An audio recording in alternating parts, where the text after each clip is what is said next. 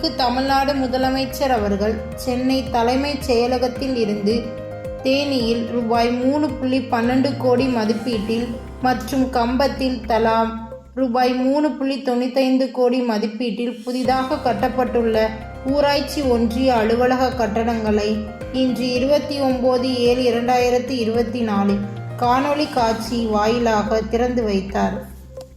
அதனைத் தொடர்ந்து மாவட்ட ஆட்சித்தலைவர் திருமதி RV சஜீவனா அவர்கள் புதிய அலுவலக கட்டடங்களில் குத்துவிளக்கேற்றி வைத்து பார்வையிட்டார். கம்பத்தில் நடைபெற்ற இந்நிகழ்வில் ஆண்டிப்பட்டி சட்டமன்ற உறுப்பினர் திரு மகாராஜன் அவர்கள் கலந்து கொண்டு சிறப்பித்தார்கள். இப்புதிய ஊராட்சி ஒன்றிய அலுவலக கட்டடங்கள் தரைத்தளம் மற்றும் முதல் தளம் என 2 தளங்களாக கட்டப்பட்டுள்ளது. ஊராட்சி ஒன்றிய குழு தலைவர், துணைத் தலைவர், வட்டார வளர்ச்சி அலுவலர் மற்றும் பொறியாளர்களுக்கான தனித்தனி அறைகளுடன் அமைக்கப்பட்டுள்ளது.